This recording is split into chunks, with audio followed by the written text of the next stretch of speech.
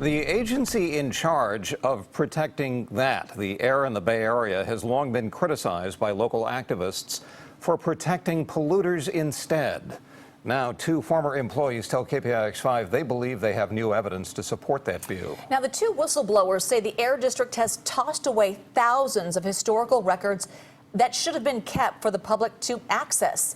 And they think they know what was in them. I just thought that people were in a hurry to move.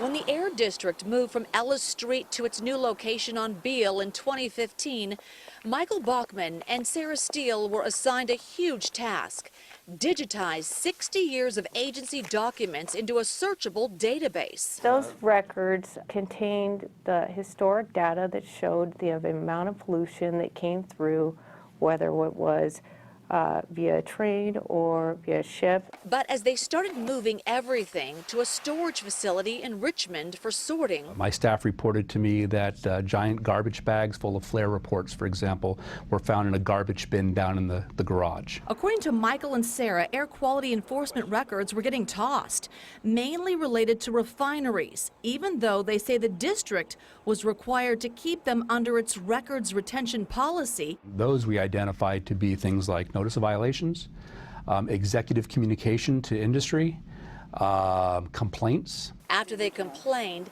the district's board adopted a new records retention policy that allowed for the documents to be destroyed. Then, they say, came another red flag.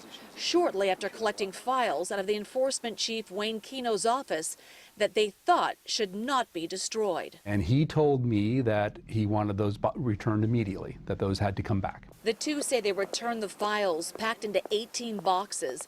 The documents included settlements with refineries over violations and thousands of citizen complaints. I did not want to follow the instructions that Wayne Keno was giving us to put them in this unsafe place. According to court documents, Keno told Sarah he wanted the files returned to an unsecured storage area in this garage at the old Air District building.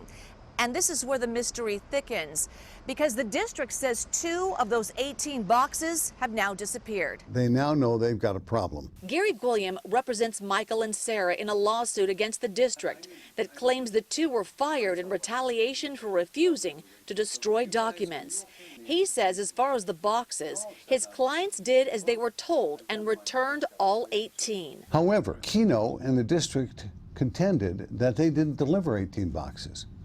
They only delivered 16.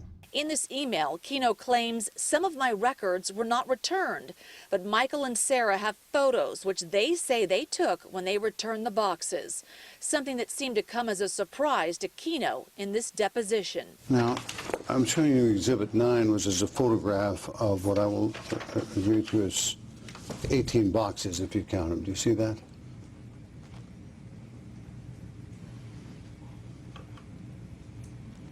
Yes. The 2 boxes that are marked 17 of 18 and 18 of 18, you never saw those boxes, did you? Never have. If those boxes were there and they weren't there when your staff looked at them, somebody took them, didn't they? Objection calls for speculation and assumes that they were there. Don't know. They did not want these records properly recorded and digitized. They didn't want for the public to know that the district in the past has been way too soft on these polluters. They have not done their job of overseeing and enforcing. That's been an allegation that's been made by very credible consumer advocates and environmentalists who've been concerned about this organization for years.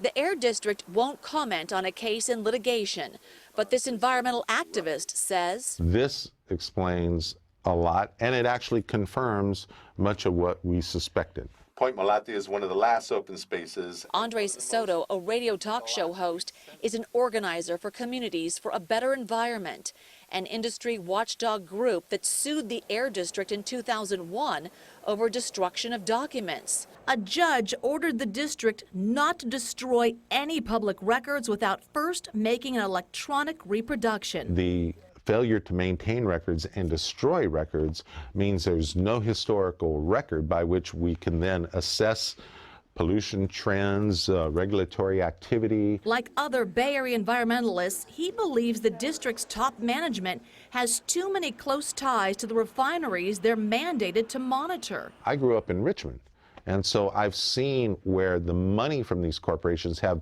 polluted our politics for generations. Gwilliam says he is still in the process of gathering discovery for the case. He says the Air District has been dragging its feet, turning over evidence. A judge recently agreed that was the case and ordered the Air District to pay a $13,000 fine.